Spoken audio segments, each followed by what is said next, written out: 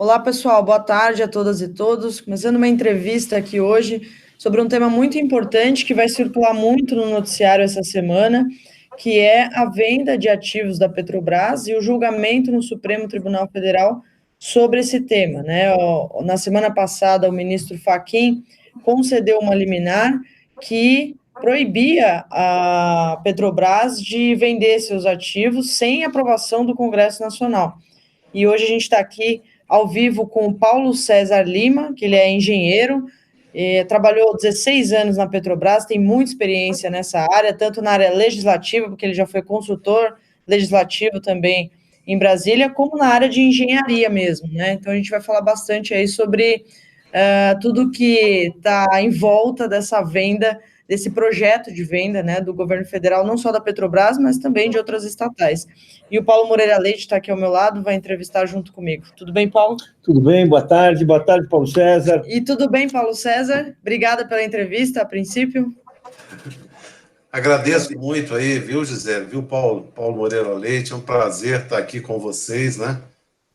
Num momento assim tão importante, né, do país, né? Eu penso que essa decisão aí de quarta-feira do Supremo Tribunal Federal vai ser aí um divisor de águas, né? Entre o Estado de Direito e a barbárie, né?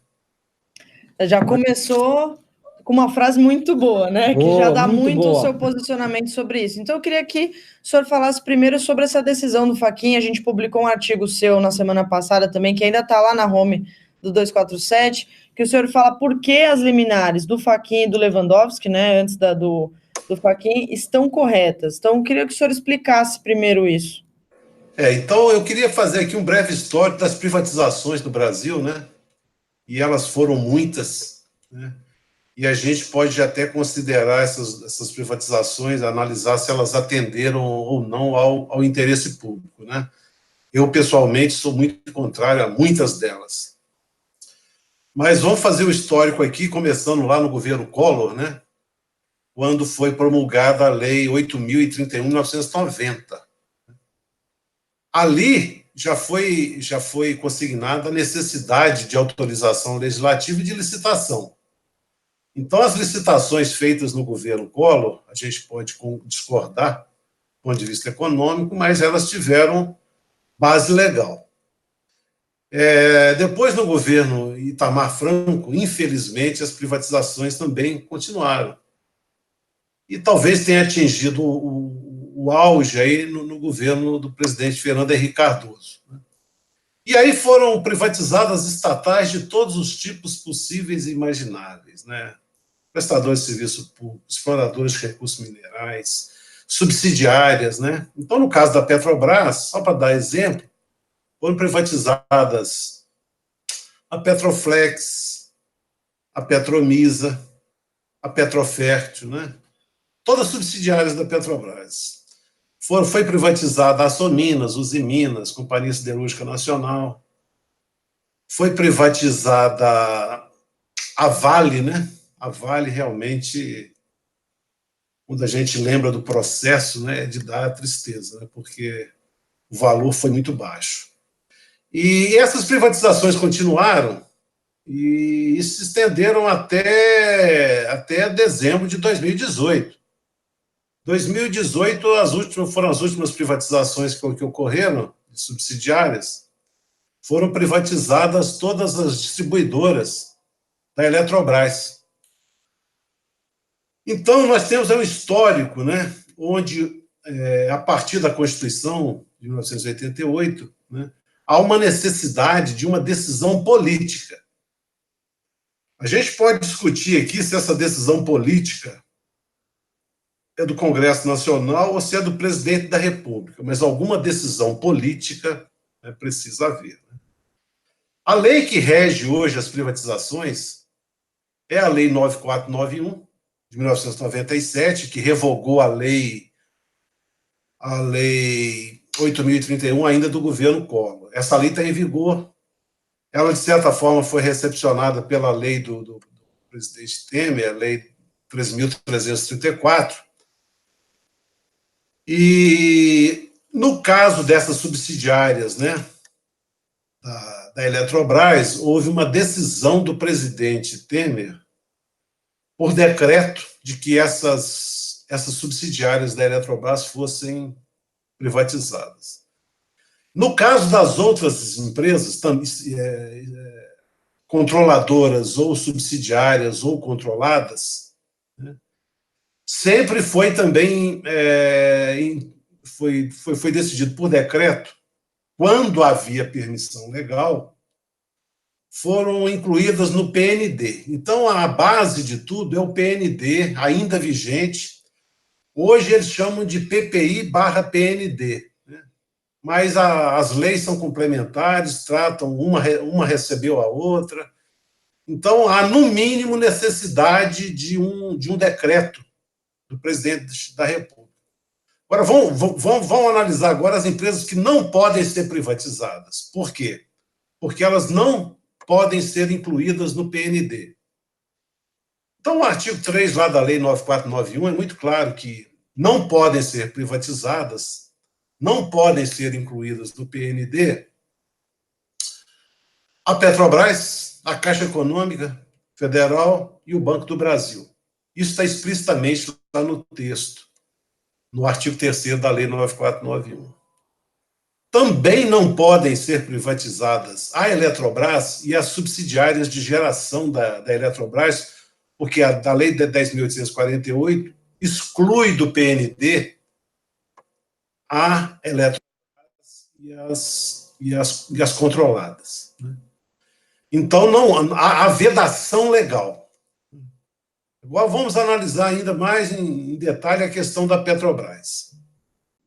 O artigo 3º ele não veda apenas a privatização da Petrobras. Ele faz menção ao artigo 177 da Constituição, que, de certa forma, é a razão de ser da Petrobras. Então, a Petrobras, a razão de ser dela foi ela ter sido concebida como, né, pela Lei 2004/953, como executora do monopólio estatal do petróleo. Então, enquanto monopolista, ela construiu, né, todas as atividades de exploração, produção, refino, transporte por conduto, importação e exportação, era tudo monopólio da Petrobras. O que não era monopólio da Petrobras é a distribuição, nunca foi monopólio da Petrobras. Então, a Petrobras, ela exerceu esse monopólio até 1997. E, ao longo desse monopólio, a Petrobras, quais foram as atividades monopolistas da Petrobras? Construiu praticamente todo o parque de refino, à exceção hoje de Clara Camarão e o segundo trem de refino, o primeiro trem de refino da refinaria Abreu e Lima. O parque de refino foi construído pela Petrobras. Todos os terminais, os oleodutos, os gasodutos, o transporte internacional de petróleo, né, a Frota Nacional de Petroleiros, é a antiga Fronap. Então, foi construído esse patrimônio gigantesco da Petrobras, ainda monopolista. Com o fim do monopólio e com a lei do petróleo, aí veio essas até exigências, na época, até do Fundo Monetário Internacional, de se criarem subsidiárias. Então, por exemplo, na área de transporte de petróleo e de derivados, foi criada a Transpetro. O antigo departamento de transporte, quando eu entrei na Petrobras na década de 80, era o departamento de transporte, a Frota Nacional de Petroleiros. Hoje é a Transpetro. Mais recentemente foram criadas as subsidiárias que passaram a ser donas de todos os ativos da Petrobras de transporte de gás. A NTS, que é a nova transportadora do Sudeste, a TAG, que é a transportadora do Norte e do Nordeste, e a NTS já foi privatizada, na minha visão, ilegalmente, e a recente decisão era a privatização da TAG, que é a transportadora associada de gás. Todas, na minha visão, privatizadas ilegalmente. Na minha análise da Lei 9491, a lei veda a privatização, inclusive dessas subsidiárias, porque se elas construíram a rede, por exemplo, de transporte por conduto, que era monopólio da União, essas empresas não podem ser privatizadas, porque privatizar a Petrobras é basicamente privatizar essas atividades que eram monopólio da Petrobras. Então, se você privatiza uma subsidiária dessa, para mim, ela é privatizada ilegalmente. Agora, eu entendo que esse tema até há uma certa controvérsia se pode ou não, né? A BR distribuidora, ela pode ser privatizada, porque a BR distribuidora, ela não exerce nenhuma atividade, ela não foi construída no período do monopólio da Petrobras. Então, a BR distribuidora pode ser privatizada. Mas, para ela ser privatizada, ela precisa ser incluída no PND por um decreto do presidente da República. Admitindo-se que a TAG, né, que foi recentemente privatizada, e houve a liminar do ministro Edson Fachin, admitindo que ela possa ser privatizada, também tinha que haver um decreto presidencial incluindo a TAG, assim como a NTS, no PND, tá certo? Paulo, eu poderia interrompê-lo, porque aquilo que você gosta de falar, você vai falando e muito bem, porque você fala muito bem, você tem muita clareza. É uma aula, É uma aula, né? Mas aqui a gente tem que, pelo menos, interromper um pouquinho para dar um fôlego. Tomar um fôlego, dar uma paradinha. Tá? Eu vou voltar, sim, para o seguinte: a gente vai ter essa decisão no Supremo, quarta-feira, esse debate aí, e aí nós queremos, assim, eu queria saber explicar assim, por que é tão crucial. O senhor escreveu um artigo assim, a importância das liminares de Ricardo Lewandowski e Edson Fachin, que barram essas privatizações. Eu queria que o senhor falasse assim, resumidamente, para que assim, aquele que está vendo a gente em casa, que entende a Petrobras, que entende a gasolina, mas não entende tudo isso que o senhor está falando, a importância dramática disso para o Brasil, para o nosso futuro, até porque isso vem se ligando nesse processo de desmonte da empresa, de ataque à empresa, que o senhor analisa muito bem há muito tempo, que é por isso, inclusive, que a gente quer ouvir o senhor aqui também. Fala um pouquinho disso que vai ser debatido aí na quarta-feira, a importância dessa decisão, a importância do Supremo não legislar indevidamente, não desrespeitar o que diz a Constituição e seguir na trilha de interpretar a Constituição, que é o seu papel. Então, vamos falar primeiro da liminar do ministro Ricardo Lewandowski. Em 2016, foi promulgada a Lei 3.303, que é a lei chamada Lei das Estatais, que, de certa forma, simplesmente copiou o que já era previsto no Brasil, na Lei 866, que era a venda de ações sem licitação. Então, desde 1993, é permitida a venda de ações sem licitação, mas é obviamente que essa venda, né, não é uma venda do controle acionário. Então, foi ajuizada a ADI 5624 pelo Partido Comunista do Brasil, entre outras ações diretas de inconstitucionalidade, questionando vários dispositivos da Lei 3.303. A do Partido Comunista do Brasil foi muito feliz, que questionou precisamente o inciso 18 do artigo 29 da Lei 3.303. E o que dispõe esse inciso? Que as empresas estatais podem vender as suas ações sem licitação. Então, o ministro Fachin, a decisão dele foi muito feliz, e falou: olha, nós vamos dar uma interpretação a esse dispositivo da lei das estatais conforme a Constituição. Então, conforme a Constituição, para vender o controle acionário, para vender ações que representem o controle acionário, precisa haver autorização legislativa e licitação. E, de certa forma, o que o ministro Lewandowski estabeleceu é o que ocorre no Brasil desde o governo Collor.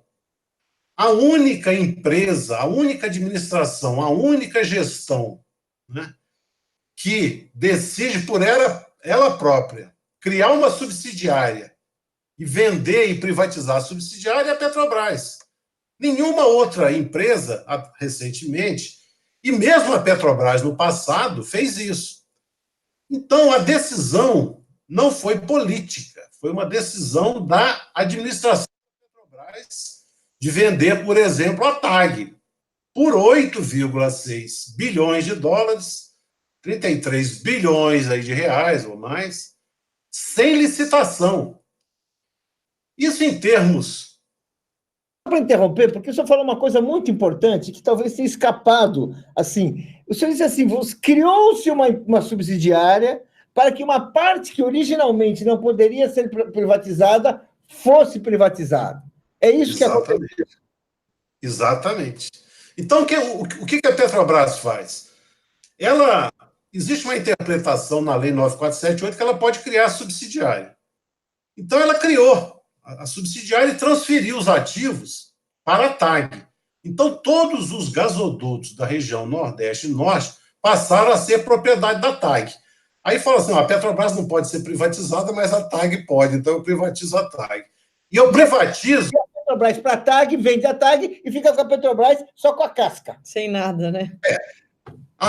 Se a gente for permitir essas liminares, se a gente admitir que essas liminares deixam de valer, a Petrobras pode criar subsidiárias, vender todos os seus ativos, privatizar todos os seus ativos e dizer que a Petrobras não foi privatizada, só que ela não tem nenhum ativo mais.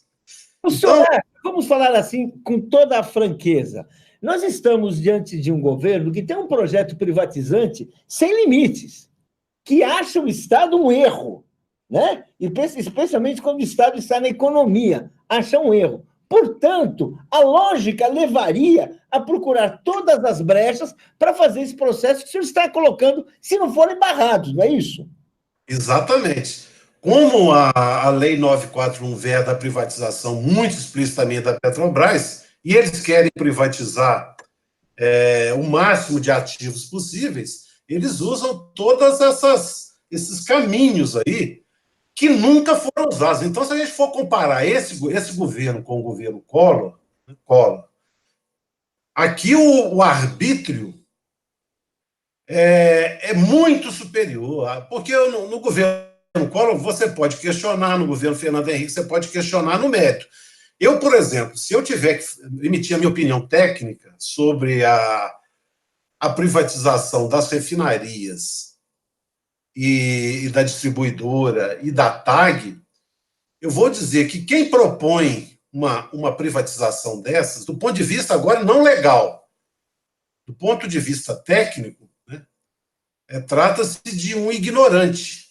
Então, são ignorantes. Então, o Conselho de Administração da Petrobras, quando decide, né, fazer essas privatizações, são decisões que ignoram, né, toda a indústria de petróleo no mundo. Né, isso aqui não são nem empresas privadas ou estatais. Né. A capacidade de refino da Exxon é maior que a capacidade de produção, da Shell também. Então, todas as estatais, né, na Rússia, o refino é fundamental. Nos Estados Unidos, o refino é fundamental. É fundamental. O nosso cidadão não sabe, eu imagino, mas você pode explicar um pouquinho rapidamente por que o refino é fundamental? Porque eu sei que ele é, mas se explicando, fica melhor. Por que todas as empresas de petróleo, privadas ou estatais, elas são verticalizadas, elas são integradas e elas são do poço ao poço, como sempre foi a Petrobras. Por que o refino é importante? Porque a Petrobras ou qualquer outra empresa tem um custo de extração de produção de petróleo muito baixo e essas grandes empresas têm um custo de refino também muito baixo. Então, você produz petróleo no pré-sal, né, abaixo aí na faixa de $35 o barril, com as participações governamentais. Sem as participações governamentais, aí nós vamos aí para valores da ordem de $20 por barril. O custo médio de refino da Petrobras é $2,5 por barril. Então, ao invés de você vender o petróleo, você vende o óleo diesel, que custa, o valor dele é $80. E você gasta $40 por barril para produzir o diesel.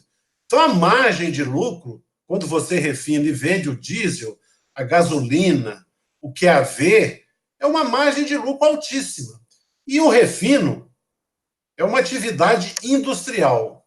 não é uma atividade extrativa. O Brasil passa pela síndrome da atividade extrativa. Você produz petróleo. Quando o petróleo está a 60, 70, como está hoje, a indústria extrativa até ela é muito lucrativa, mas a indústria de exploração e produção já não é tão lucrativa. Ainda mais se você considera as participações governamentais. A atividade de refino, não. Ela é sempre lucrativa, porque é uma atividade industrial. A atividade de distribuição de petróleo, a BR distribuidora, vai ser sempre lucrativa. E o refino também, é que a Petrobras usava lá uns artifícios contábeis e tal, mas eu afirmo para você, o refino da Petrobras é extremamente lucrativo, a menos desses artifícios contábeis que todas as empresas fazem, infelizmente, mas o refino é extremamente lucrativo, uma atividade industrial. E a BR distribuidora, ela não é só lucrativa, não. Ela é muito mais que o lucro aí o lucro líquido de mais de 1,5 bilhão de reais por ano. A BR distribuidora... Esse banco dá tanto lucro, você me deixar que é banco, né? É. O lucro da Petrobras real é altíssimo. É que a Petrobras ela usa artifícios contábeis no Brasil mas a Petrobras, o lucro bruto da Petrobras, o lucro operacional bruto da Petrobras é altíssimo, é 90, 100 bilhões todo ano. Agora, quando você entra com esses artifícios contábeis, você reduz o lucro líquido. Mas a Petrobras é uma mina de dinheiro. É uma mina de dinheiro. É bom saber, é isso aí. É uma mina de dinheiro. A Petrobras é uma mina de dinheiro porque ela tem reservas, tem volumes recuperáveis, tem um baixíssimo custo de extração, tem o pré-sal, tem postos que produzem 50 mil barris por dia, tem um parque de refino amortizado, que tem um custo de refino de $2,5 por barril, tem uma BR distribuidora, então ela vai do posto ao posto com uma margem de lucro operacional bruto altíssima, mais de 100% de margem de lucro. Então a Petrobras é uma mina de dinheiro. E toda mina de dinheiro tem muitos interesses querendo essa mina de dinheiro. Então, isso é a questão técnica, é a questão econômica, né? Mas eu nem abordei isso, nem abordo isso. Né? Nesse texto que eu enviei, que eu publiquei, eu abordo o arbítrio, a ilegalidade, a afronta, né? A decisão da Petrobras de continuar o processo de venda da TAG em desrespeito à liminar do ministro Lewandowski, é uma afronta ao Supremo e é uma afronta ao país e uma afronta ao próprio ministro. Agora, a grande mídia não... Né? A insegurança jurídica aqui é justamente o contrário. Vender a TAG, afrontando a decisão do ministro Ricardo Lewandowski, isso sim é insegurança jurídica. Agora, o ministro Fachin, Edson Fachin, ele, então, diante de uma reclamação constitucional de que a Petrobras não estava cumprindo a decisão do ministro Ricardo Lewandowski, da decisão liminar, houve uma reclamação constitucional e o ministro Fachin teve o mesmo entendimento. E eu vou dar um outro entendimento aqui, que é muito importante, que é a venda dos ativos de exploração e produção, que foi objeto de uma liminar do ministro Marco Aurélio, no âmbito da ação direta de constitucionalidade 5942, que é no mesmo sentido. Você só pode vender ativos com licitação. E de acordo... E a lei das estatais estabelece o procedimento de licitação.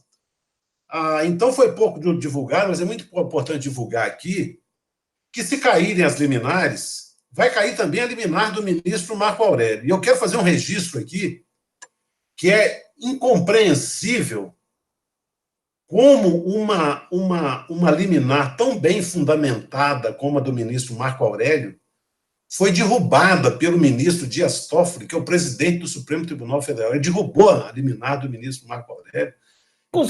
Derrubou. Conta para a gente aqui em que circunstância ele derrubou. Fez algum pacto, alguma coisa? Como é que ele derrubou? Houve uma... Eu sou simples engenheiro, não conheço bem a legislação, os aspectos jurídicos, mas houve uma liminar dele, suspendendo a liminar de um outro ministro do Supremo. Eu já conversei com muitas pessoas, né? Falei assim, olha, aqui é no Supremo. Ele ser presidente, que ele derruba a liminar do outro ministro. Pode. Mas ele derrubou a liminar de um outro ministro. Então, Eu não vou, né, eu não vou entrar nem no mérito aqui, porque a minha formação jurídica nem permite isso, mas me parece, no mínimo, muito estranho.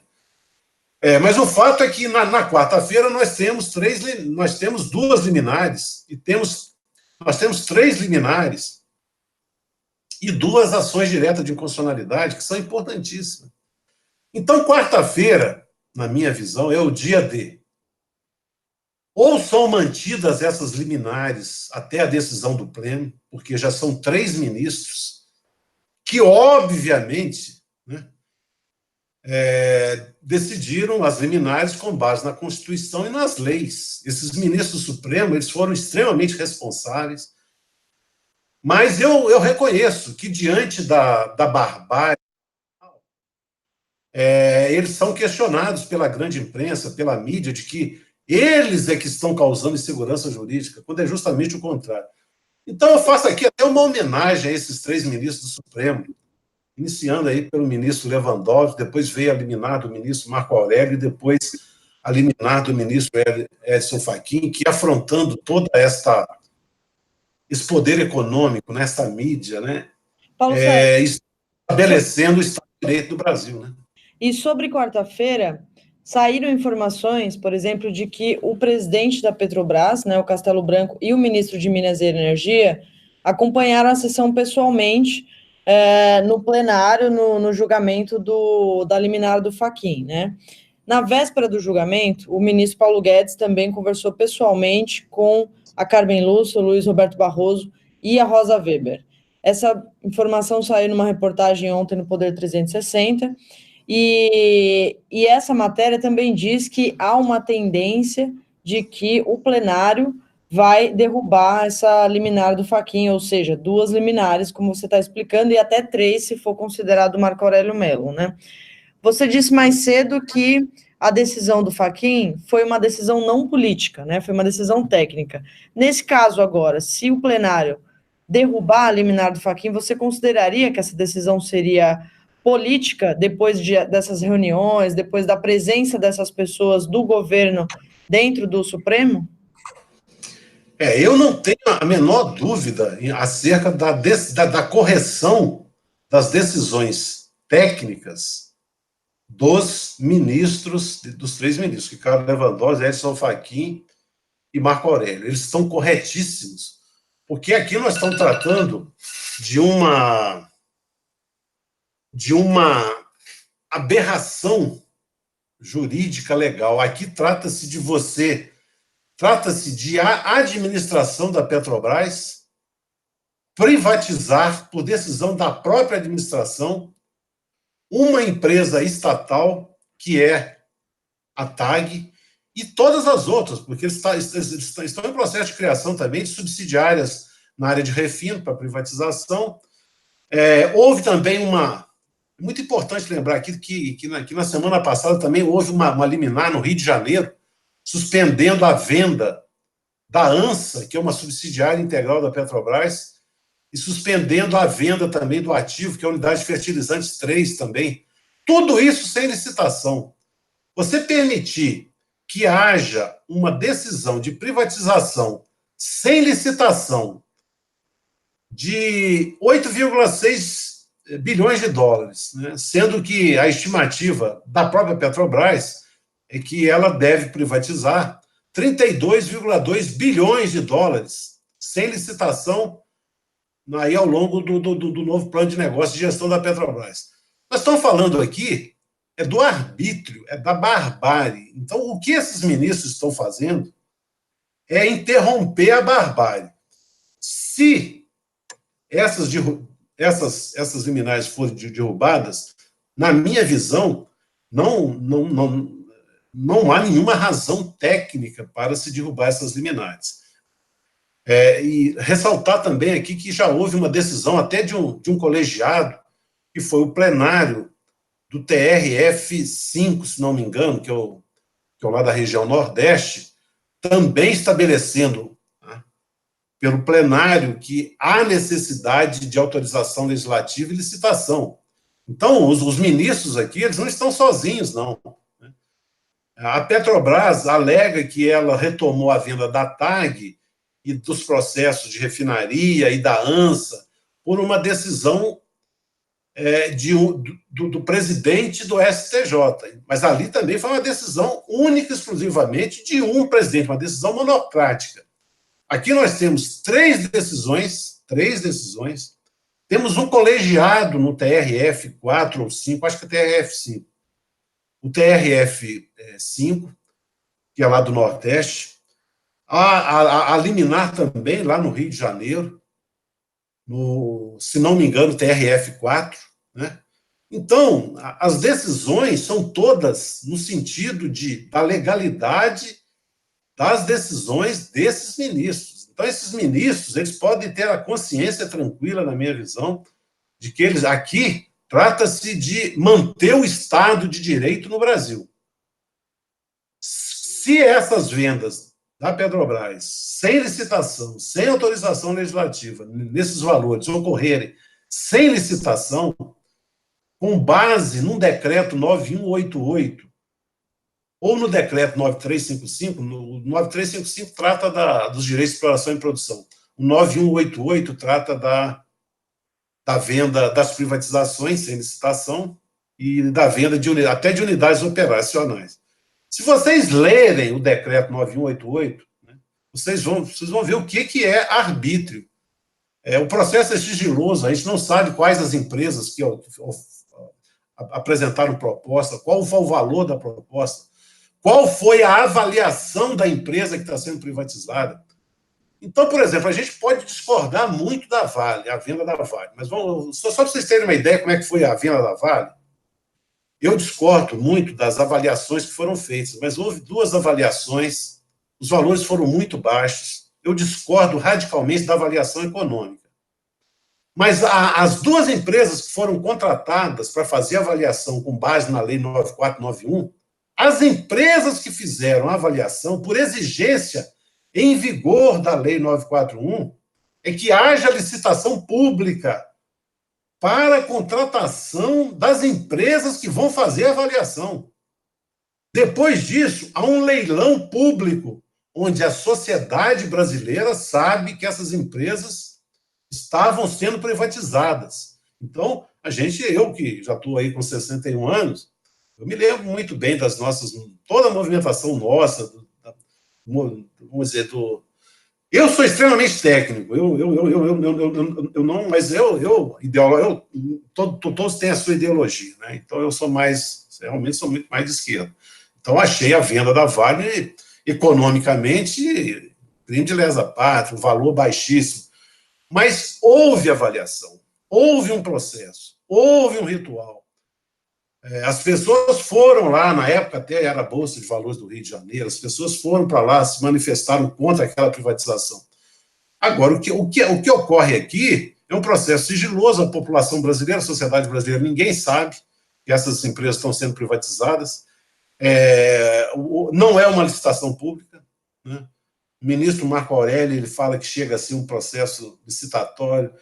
Pode até ser um processo competitivo, mas não licitatório, na minha visão. Aquilo ali é arbítrio, né? Esse decreto 9188 ele é tão arbitrário que regulamenta um dispositivo legal que trata de venda de ações e ele permite venda de unidade operacional sem licitação. Então, a unidade fertilizantes 3, né, poderia ser privatizada sem licitação, com base num decreto que não trata nada de unidade operacional, de um artigo que não diz respeito à unidade operacional, respeita a quê? A venda de ações, de títulos e de bens que a empresa produz ou comercializa. É claro que a Petrobras não vai fazer licitação para vender gasolina e diesel, porque é um bem que ela comercializa. E no caso de ações, desde lá de 1993, só no caso de parcerias, vendas de pequena monta, de pequena percentual, isso sempre existiu no Brasil. O que está vendo aqui é um oportunismo. Um oportunismo. Né? Eu queria interromper um pouquinho, que está muito bom isso aí, para dar um pouquinho. O senhor disse, numa entrevista para o Leonardo Atucci, há mais ou menos um ano atrás, que a gente deveria comemorar a saída do Pedro Parente da presidência da Petrobras, tamanha o estado de ruína que ele deixou. Bem, hoje Pedro Parente foi substituído por Ivan Monteiro, hoje o atual presidente da Petrobras é Roberto Castelo Branco. E aí, a gente tem essa sensação, vendo o que o senhor está falando, e o noticiário, que nunca se houve assim uma direção da Petrobras tão adversária dos interesses da empresa, tão adversária assim da história da empresa, das conquistas que a empresa teve, daquelas vantagens que ela tem, tão pouco interessada em engrandecer a empresa. E aí eu pergunto, como é que foi possível chegar a esse ponto? Como é que nós chegamos num ponto assim que você tem claramente uma política de assim, uma direção que de cima para baixo, em vez de proteger a empresa, está sabotando a empresa, está esquartejando, está criando dificuldades, está enrolando, como você diz, até dando condições assim marotas para vender aquilo que ela não poderia vender, como é o caso de criar subsidiárias, encher de ativos e vender ativos, porque subsidiárias, em tese, ela poderia. Como é que nós chegamos nesse ponto? Quando é que começou esse processo? É um processo complicado, que vem de algum tempo. Como é que é isso?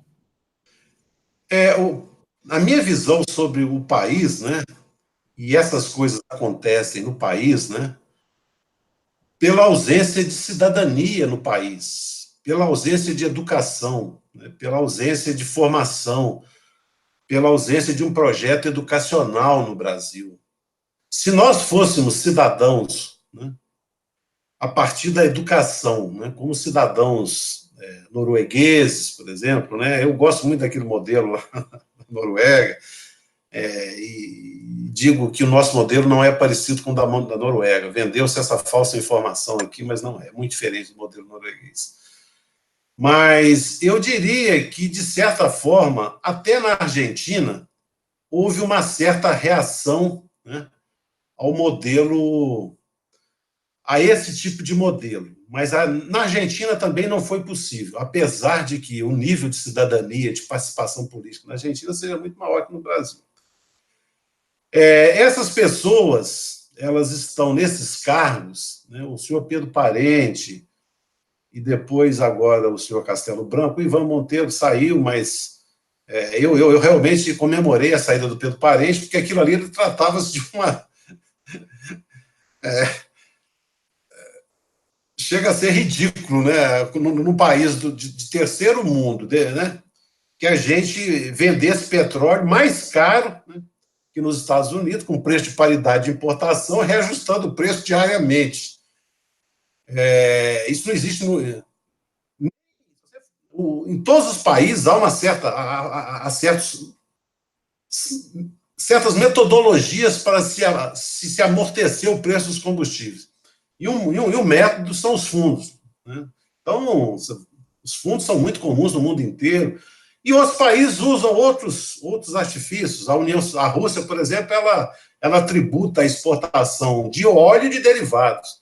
Só que ela tributa muito mais a exportação do petróleo do que do derivado. Mas a exportação do derivado a imposto de exportação. Então, cada país, né, produtor de petróleo, como a gente, usa mecanismos, né, para amortecimento, para ter um preço justo para os consumidores internos. Então, a decisão do Pedro Parente de praticar o que ele chama de preço de paridade de importação, com reajuste diário, o resultado só podia ser a queda dele quando o petróleo chegasse a 70, 75. Esse presidente, eu acho que ele tem a mesma visão do Pedro Parente. Se dependesse dele, ele estaria praticando o preço de paridade de importação, com variação diária também. Que ele não está fazendo isso, segundo o próprio ministro do governo Bolsonaro, o ministro Nix Lorenzoni, é que ele deu uma trava na Petrobras. Então, a Petrobras só ia reajustar de 15 em 15 dias.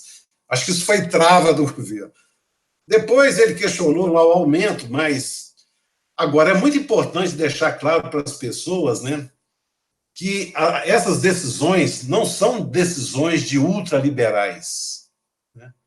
Essas decisões são decisões de ignorantes, são pessoas ignorantes, que não conhecem a indústria do petróleo, que não conhecem as empresas privadas nem estatais, e que jamais conseguiriam, não teriam nenhum cargo nessas empresas, porque eles não têm conhecimento nenhum da indústria do petróleo. O senhor Roberto Castelo Branco, ele não conhece absolutamente nada da indústria do petróleo, porque se ele conhecesse, Ele não ia propor a desintegração, a desverticalização de uma empresa de petróleo, porque isso não acontece no mundo. Então, nenhum presidente da Exxon vai desverticalizar a Exxon, nenhum presidente da Shell vai desverticalizar. Algum presidente da Shell vai abrir mão de ter a bandeira da Shell num posto revendedor, vai abrir mão da bandeira da Shell? Então, eles não teriam cargo nenhum. Se eles dependessem de emprego na indústria do petróleo mundial, eles morreriam de fome. Eles não conhecem absolutamente nada, são verdadeiros ignorantes. E, de certa forma, ele até me ofende quando ele diz que a Petrobras é uma empresa de exploração e produção. Não. Quando eu entrei na Petrobras na década de 80, a Petrobras era uma empresa de refino, de transporte, de importação e de exportação, de distribuição. A produção de petróleo no Brasil era baixíssima. A missão da Petrobras era entregar ao povo brasileiro os derivados ao menor custo possível. Então, eu sou de uma época que a Petrobras era basicamente onde a atividade de exploração e produção era pouco importante. Não nego a importância da exploração e produção, porque eu, na Petrobras, eu sempre fui da área de exploração e produção. Com raros momentos aí na minha vida profissional, eu cheguei a trabalhar na área de refino, mas por muito pouco tempo. Eu sou da área de exploração e produção. Então, a Petrobras hoje é uma empresa fantástica, na área de exploração e produção também. E nós, povo brasileiro, sociedade brasileira, pela falta de cidadania, pela falta de educação, pela falta de conhecimento, a gente permite que um patrimônio, né, como o pré-sal e como a Petrobras, que são soluções para o Brasil, né? O pré-sal e a Petrobras são soluções para o Brasil. A gente consegue transformar soluções num grande problema nacional. Então, agora, a gente for à Noruega, já a gente vai ver que o petróleo é solução, que a Statoil é solução, que a Petoro, que é a empresa pública, é solução. Agora, nós não. Para nós, a gente tem tudo. Tem o petróleo, tem tecnologia, tem a Petrobras, tem o pré-sal, tem um parque de refino amortizado, tem um custo de extração baixíssimo, e isso é um problema para o país. Mas por que é um problema? É pela falta de cidadania. O cidadão norueguês, eu falo muito da Noruega porque eu vejo como um exemplo de administração de um recurso natural, né? Mas o cidadão norueguês, ele sabe que aquilo é a solução para ele, é a partir daquele recurso natural que ele tem o IDH mais alto do mundo. Mas o cidadão australiano, ele sabe que a qualidade de vida depende do minério de ferro. Então, se você analisar a Vale no Brasil e comparar como a Vale no Brasil, no Brasil não se paga imposto.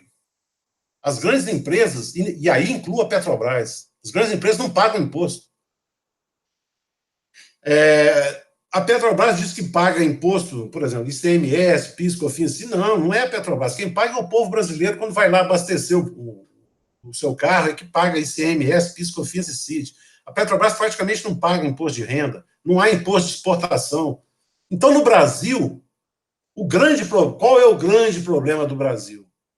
É que nós temos tudo, temos povo, temos capacitação, temos recursos naturais, temos tecnologia, temos grandes empresas, só que essas grandes empresas, e aí eu incluo a Petrobras também, eu não diria a Petrobras, porque a verdadeira Petrobras somos nós que trabalhamos na Petrobras. Eu trabalhei no desenvolvimento lá da Bacia de Campos, produção em águas profundas, os técnicos, os engenheiros, né? Esses são a verdadeira Petrobras. Mas quem faz com que a Petrobras não atenda aos interesses da população é a administração da Petrobras. Então, a administração da Petrobras, ela não permite que a Petrobras seja a solução para o Brasil. Agora, falta política pública para que as empresas contribuem para o desenvolvimento nacional. Eu queria interromper essa sua aula maravilhosa, que está maravilhosa mesmo, de cidadania, como a cidadania tem a ver com o comportamento das empresas, especialmente das empresas públicas. Mas, para retomar assim, quer dizer, a Petrobras, ela teve, e você falou assim rapidamente, falou um pouco, um momento em que ela mudou um pouco o seu eixo foi quando ela descobriu o pré-sal, quando ela criou esses investimentos, coisas que você já falou em outros depoimentos, não estou falando nenhuma novidade aqui, só queria que a gente colocasse um pouco em perspectiva. Quer dizer, nós tivemos um momento, pelo menos na nossa história recente, também em outros momentos do passado, em que a Petrobras foi conduzida de uma maneira em que ela, pelo menos, se aproximava desse ideal de ser uma empresa voltada para os interesses da população.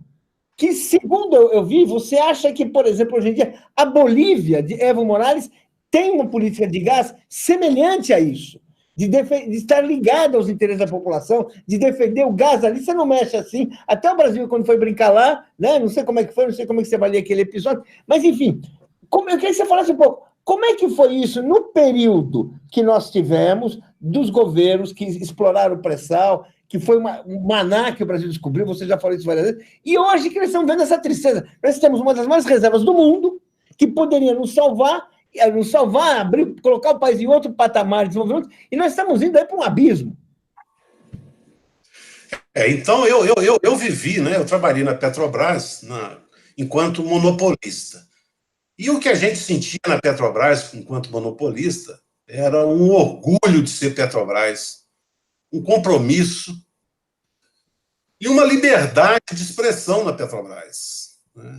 Eu fui fazer doutorado na Inglaterra em 1996. Saí do Brasil, a Petrobras era monopolista. Quando eu voltei da Inglaterra em 1999, já com meu doutorado, a Petrobras não era mais monopolista. Mas eu saí com a empresa monopolista e voltei, a Petrobras não era mais monopolista. E eu sempre fui muito claro nas minhas ideias, o que eu estou colocando aqui, eu sempre coloquei lá e coloco em qualquer lugar. Aí, quando eu voltei, o meu gerente me disse assim, falou assim, Paulão, aqui agora as coisas são diferentes. Você saiu antes a Petrobras era monopolista, agora aqui as coisas não são assim mais como você está pensando, não. Agora aqui é o seguinte, manda quem pode, obedece quem tem juízo. Como eu não tinha juízo, né, eu preferi fazer um concurso público para consultor legislativo do Senado e da Câmara. E, felizmente, fui aprovado e fui consultor legislativo do Senado e da Câmara, porque eu não me considerava mais um servidor público quando, lá em 1999, no governo Fernando Henrique Cardoso, e onde eu cheguei a ver avaliações, eu vi avaliações de empresas de consultoria, tanto da Vale, que na época era a Vale do Rio Doce, hoje é a Vale S.A., quanto da Petrobras. E vi pessoas com naturalidade discutindo o valor da Petrobras, né?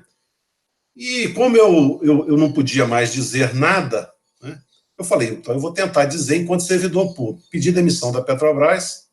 Só para você falar, quer dizer que você acompanhou o quase nascimento da Petrobras? Eu estava na Petrobras. Quando eu cheguei de manhã para trabalhar, estava assim na minha mesa. Eles puseram de madrugada à noite, né? Essa é a sua nova empresa. Petrobras? Petrobras. Aí é o novo nome, a sua nova empresa, né? Eu tomei aquilo também como uma decisão de um ignorante, né, que também não conhece nada. Então, mas felizmente naquele momento a gente tinha Congresso Nacional. Eu imediatamente fui para a televisão para ver as reações no Senado Federal e na Câmara, porque eu sempre fui politizado, sempre acompanhei muito esses movimentos. E aí vi a direita mesmo, né? Mas que imbecilidade é essa de Petrobras?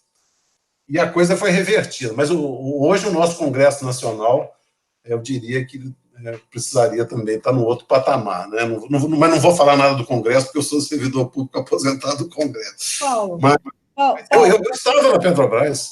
Mas já que você citou o Congresso, voltando um pouquinho ao julgamento do Supremo, caso na quarta-feira o plenário decida por derrubar as liminares, o que o Congresso pode fazer? É possível reverter essa decisão? Não acredito que o Congresso faça nada. O Congresso até hoje não fez nada. Então, eu não acredito. Eu acho que o Congresso está muito alinhado, né, Então, se a gente for pegar o presidente da Câmara, né, trata-se de um liberal, né? Então, eu acredito que o Congresso hoje é um Congresso que a gente não vê no Congresso. Aqui eu vou falar, mas eu acho que eu posso falar porque eu já sou aposentado, né? Mas eu não vejo nacionalismo, né, no Congresso como tinha no passado. Eu não vejo nacionalismo entre os militares, né? Então, para mim, aqui é a última. É a última esperança aqui. A última esperança é quarta-feira, o Supremo.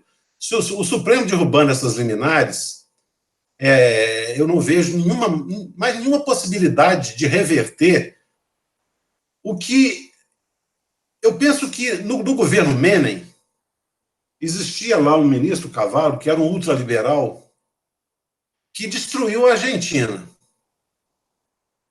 E a destruição da Argentina tem reflexo até hoje. O país foi destruído e até hoje o povo argentino ainda não conseguiu recuperar a Argentina, resultado do Cavalo com suas políticas ultraliberais. Então o Brasil ruma para a destruição absoluta de todas as suas empresas, toda a sua tecnologia. É terra arrasada. Isso aqui é a destruição do país. E quarta-feira, para mim, é um dia importante que pode dar uma chacoalhada no país. Assim, olha, isso aqui, pelo menos, no Brasil tem uma Constituição, tem um Estado de Direito, tem leis. Então, vamos discutir isso seriamente, né? Então, queria falar um pouquinho sobre a Bolívia. Eu quase que escrevi. Eu tenho um trabalho lá no Sítio da Câmara, de 2007, né? Onde eu faço severíssimas críticas à Petrobras, né? Como a Petrobras tratou os hidrocarburos lá da Bolívia, né? A Petrobras agiu como uma empresa, como uma multinacional exército, tentando tomar a riqueza do povo boliviano, fazendo barbaridades na Bolívia, né? O Evo Morales, na verdade, ele constitucionalizou os contratos inconstitucionais da Petrobras na Bolívia. Todos os contratos de exploração e produção de hidrocarburos lá na Bolívia tinha que ter aprovação no Congresso da Bolívia, não tinha. A Petrobras se declarou descobridora dos campos de São Alberto e San Antônio, quando ela, na verdade, não descobriu esses campos. Esses campos tinham sido descobertos pela Petrolífera Estatal da Bolívia. Ela ficava com 80% do valor do gás na boca do poço e o povo boliviano com 20%. O Evo Morales inverteu isso, mas, apesar dessa inversão, isso representou muito pouco. Na boca do poço, o gás estava 3,2 dólares por milhão de BTU. O povo boliviano ficava com 60 centavos de dólar. No Brasil, esse gás da Bolívia era vendido a 15 dólares por milhão de BTU. Então, ganhava a Petrobras, ganhava o Brasil, ganhava ICMS, ganhava PiscoFins. O Brasil deitava e rolava com o gás boliviano. E a população boliviana, por cidadania, na Bolívia, no governo de Carlos Mesa, houve a guerra do gás.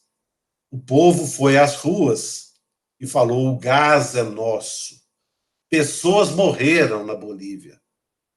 E, de certa forma, o Evo Morales foi a continuação do governo de Carlos Mesa, que veio o decreto supremo, nacionalizou as refinarias, pagou. A Petrobras tinha pago 50 milhões de dólares pela refinaria, eles pagaram de volta 100 e poucos milhões. A Petrobras, de fato, houve investimentos, né?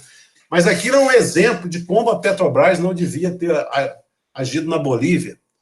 Então, eu sou técnico, eu não estou aqui para elogiar.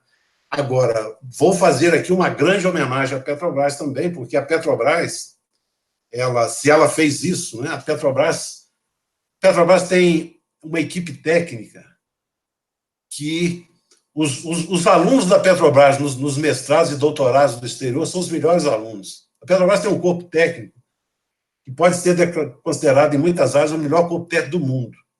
E nós tivemos diretores da Petrobras fantásticos, né? Como o doutor Guilherme Oliveira Estrela. Se não fosse ele, tem o Carminati, tem outras pessoas da equipe, né?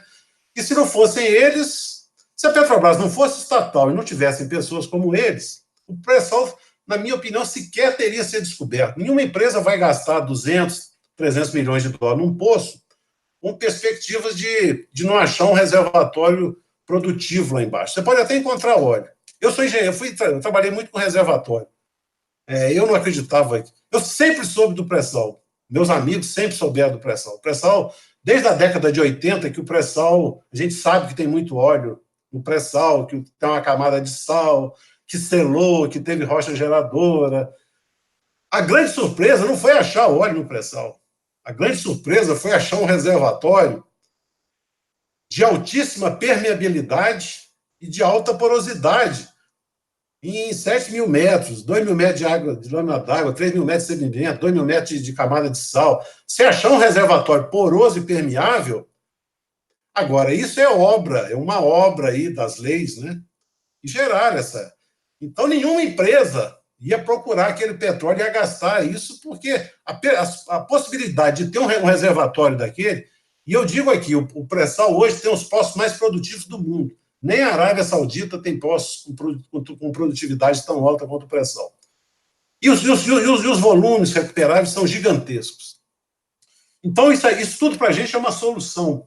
É uma solução para a ignorância, é uma solução para a educação, é uma solução para a cidadania, mas nós estamos transformando a solução em problema, né? Então... Mas tem também muitas críticas a como a Petrobras conduziu também no Congresso Nacional as discussões sobre o pré-sal. Tem discordâncias gravíssimas na legislação brasileira e com relação à visão da Petrobras naquela época também. Então, eu não estou aqui para elogiar ninguém, eu estou aqui para só dar a minha opinião técnica. Eu sou um técnico, eu não tenho... Mas, Paulo César, queria só perguntar uma coisa. Estamos, assim, chegando perto do final, mas não estamos terminando não, porque está muito boa essa entrevista. E eu queria, assim... Nós estamos ameaçados de entregar, assim, uma riqueza que a gente não vai achar mais. Porque é uma riqueza finita, nós estamos entregando a preço de banana, se não, assim, para você reaver, para um país reaver aquilo que já for considerado um ato jurídico perfeito, será muito difícil, isso pode implicar em conflitos. Eu pergunto, o que fazer até lá? O que fazer para impedir isso que é a Arábia Saudita entregar o seu petróleo? Né? Vamos falar assim, é o futuro ali que estamos assim. Quer dizer, imagina os sheiks sem petróleo, né? Estariam fazendo o quê? Sei lá, varrendo navio? Não sei. Nós somos um país, temos essa história, temos uma história, construímos a Petrobras, vamos dizer, uma vitória desse povo, e agora vamos entregar isso assim, com truques, com marmelada. Como é que a gente pode ver isso aí? Porque é inaceitável. O Brasil está prestes a entregar os seus recursos naturais, seus recursos minerais, seus potenciais de geração de energia hidrelétrica, a ponto de privatizar a própria Eletrobras. A Vale já foi privatizada. O cenário, né, eu não sou otimista com o cenário brasileiro. O Brasil sempre foi rico e sempre teve uma população extremamente... Eu fui reconhecer o valor do povo brasileiro como trabalhador quando eu fui fazer meu doutorado lá fora.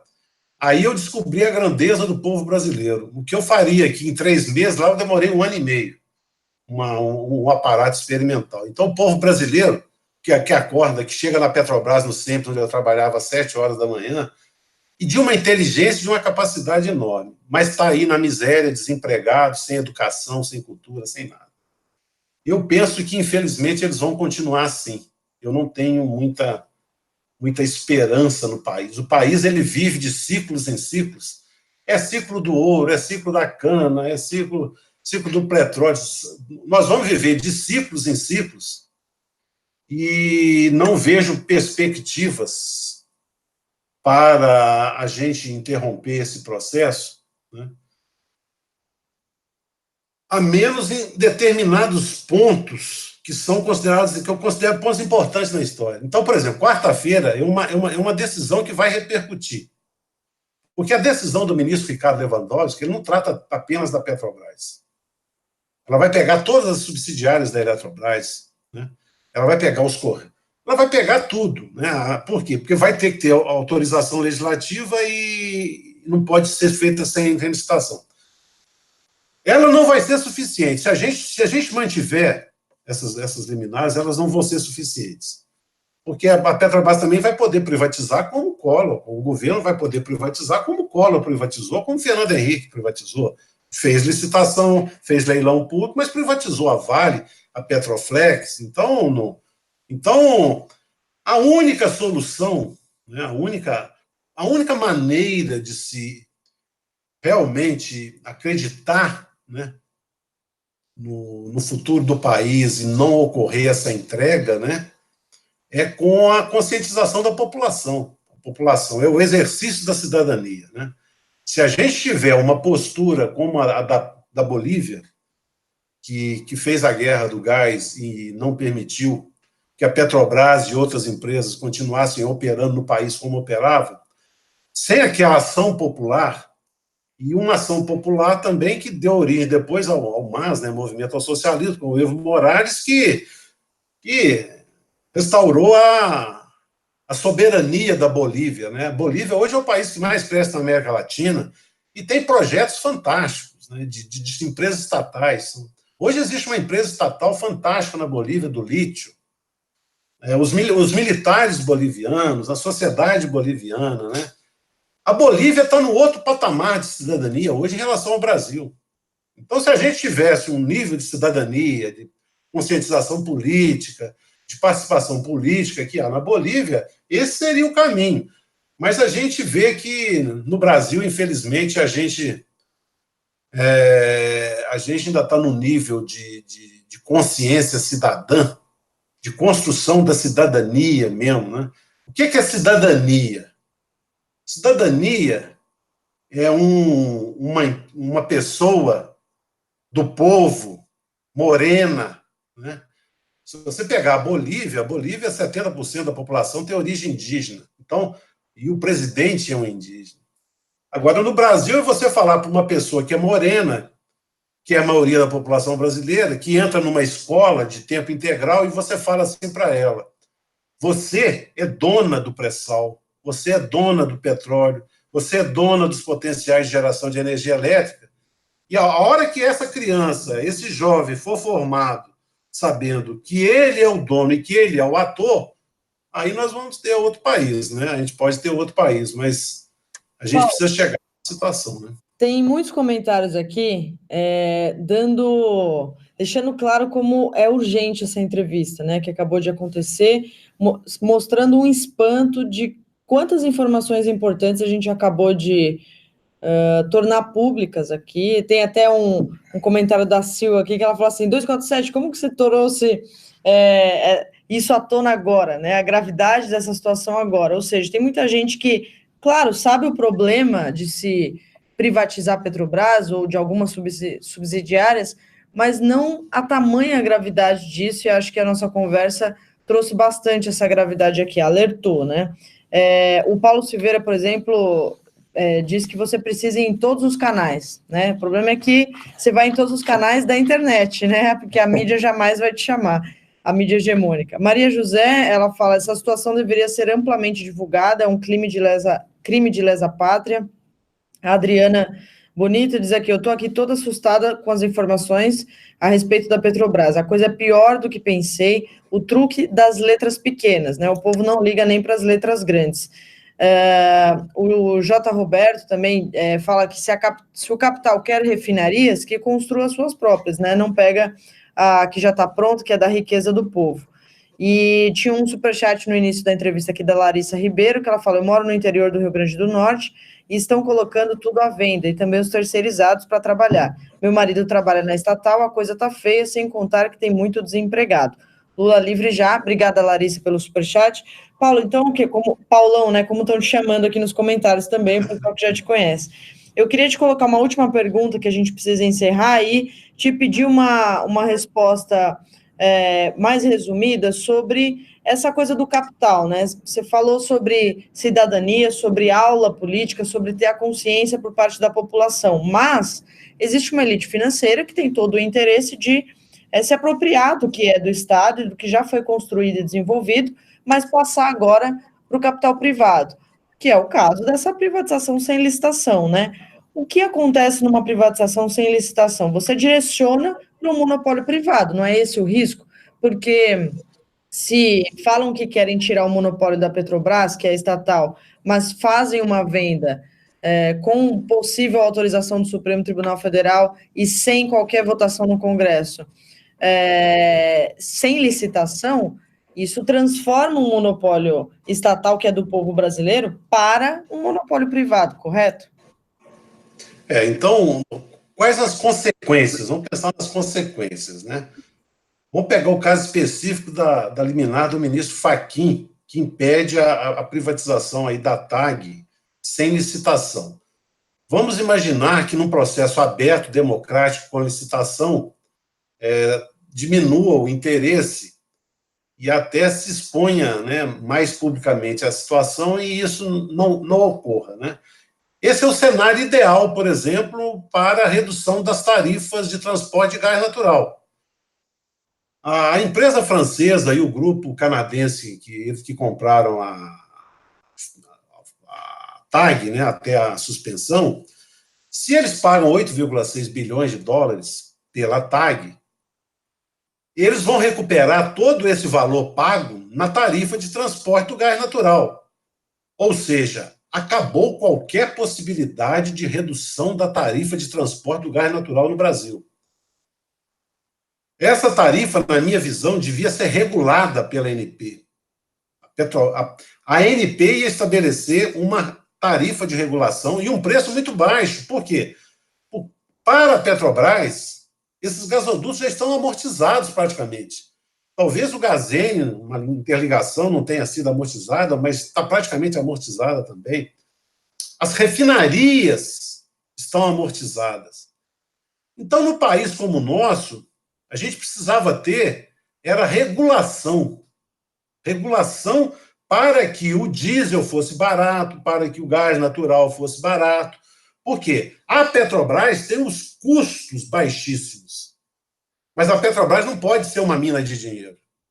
A Petrobras, ela também tem que deixar de ser uma mina de dinheiro. E a Petrobras tem que... Eu defendo a regulação.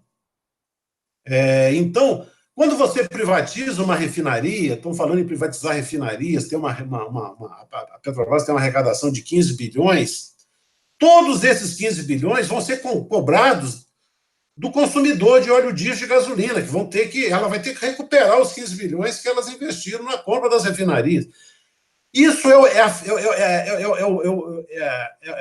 o término de qualquer possibilidade de a gente ter realmente produtos com preços justos no Brasil. O preço justo no Brasil vai vir da atuação da Petrobras.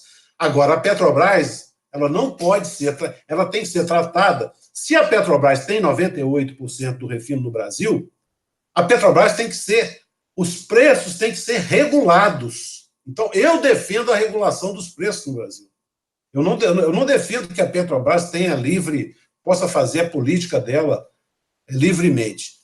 Respeito muito a opinião da EPEC, dos engenheiros da Petrobras, que defendem muito que a Petrobras tenha uma política pública, uma política de preço definida por ela própria. Eu concordo também com essa tese, mas eu penso que essa tese é difícil. A Petrobras ela tem lá mais de 30% de acionistas estrangeiros, muitos no Brasil e muitos no exterior, ela tem ações em bolsa. Nós estamos numa situação muito complicada. Então, eu defendo a regulação estatal. Né? E é o que ocorre nos países que têm, né, grandes reservas, grandes populações e que não têm moeda conversível. Né? É a regulação. As pessoas nem sabem, mas a Lei 9847, ela trata o abastecimento nacional de combustíveis como uma atividade de utilidade pública. Os monopólios que estão na Constituição não acabaram. Refino é monopólio da União. Deixou de ser monopólio da Petrobras. Lá fala que, a rigor, todo refino tinha que ser contratado. Se o refino é contratado, você vai ter um contrato que estabeleça as regras. O refino, somente a ignorância dessas pessoas é que acham que a administração da Petrobras coloca lá no site que o petróleo, que os derivados são simples commodities. Isso não está na Constituição, isso não está na lei, isso não está em lugar nenhum, isso só está na cabeça deles. certo? Então, eu defendo que o petróleo, que os derivados, mas não só isso, a energia elétrica, de certa forma, é tratada como serviço público, mas nós temos problemas. Mas os problemas no Brasil são seríssimos, são gravíssimos, porque falta interesse público, falta compromisso com o interesse público no alto escalão e nas carreiras técnicas de Estado. Né? Se nós formos analisar os auditores do Tribunal de Contas da União, os consultores legislativos da Câmara, os consultores legislativos do Senado, os auditores fiscais da Receita Federal do Brasil, né? A gente, infelizmente, vai notar nessas carreiras de Estado, nesses altos cargos, né, bem remunerados do Estado, né, uma total desconexão com o povo brasileiro. A grande parte deles eles não se consideram brasileiros. Quando eles vão nas férias, a programação é Estados Unidos, Disney, Europa.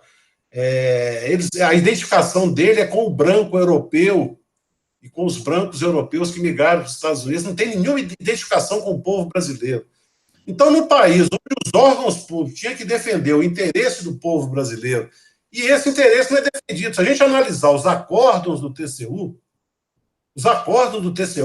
eles não honram o histórico do TCU. O Tribunal de Contas da União, eu acompanho desde quando eu me formei, um órgão que tinha visão técnica, tinha acordos técnicos. Esses acordos continuam existindo. Mas se a gente analisar alguns acordos do TCU, se a gente analisar o acordo 442 do TCU, que dá respaldo ao que a Petrobras está fazendo, a gente vai ver que o problema do Brasil é gravíssimo. Paulo, então, esse acordo 442 é gravíssimo. Eu vou precisar encerrar e vou aproveitar para fazer isso com esse seu recado aqui, importantíssimo, que é da falha do poder público em promover essas mudanças sociais e proteger o patrimônio público, né? Não defender os interesses nacionais, ao invés disso, colocar pessoas que não só não têm consciência, mas não têm identificação com o povo, como você disse. Tem muita gente aqui defendendo você para senador e para ministro de Minas e Energia. Né? Quem sabe aí, numa reviravolta política. Mas queria te agradecer demais pela aula de hoje, acho que deu um esclarecimento muito grande sobre a importância de quarta-feira, né? E sobre o que pode acontecer depois, independentemente do resultado, eu acho que a gente poderia marcar depois uma outra conversa para discorrer sobre as consequências, né? Seja lá qual for o resultado. Queria agradecer aos dois Paulos, então. Muito obrigada, Paulo César, pelo seu tempo. Eu queria só dar uma palavrinha final aí, muito rapidamente. Agradecer muito vocês, viu, Paulo, Gisele, agradecer muito a oportunidade. E se a gente tem uma esperança ainda, né, são com ações como as de vocês, né, que é levar a informação ao povo brasileiro. O povo brasileiro precisa receber a informação. E se a gente for pensar também, talvez o grande problema do Brasil, né, é que a informação não chega ao povo brasileiro. Então, a internet, o 247 e outros canais e outros blogs, né, pode ser que no futuro, né, seja realmente, provoque a grande transformação que o Brasil precisa, e ela vai ocorrer a partir da informação, e da informação séria, da informação técnica, né, que não existe na grande mídia, que não existe nos grandes jornais, né. Obrigada. Queria agradecer muito vocês, né? Muito obrigado mesmo. Obrigada. Essa junção aí da conhecimento técnico com o meio de informação, né? A gente consegue alcançar muita gente, mas precisa do conhecimento técnico, então essa união aí com os entrevistados é importantíssima. Vou agradecer a Maria de Lourdes, que mandou um superchat, ela diz, sempre achei que as estatais não deveriam visar lucro, mas sim o social, né? Obrigada a todos, então, que assistiram. Às 4h tem uma entrevista feita pela Regina Zappa, lá no estúdio do Rio de Janeiro, a Estação Sabiá. Tá bom? Obrigada, gente. Tchau, tchau. Tchau.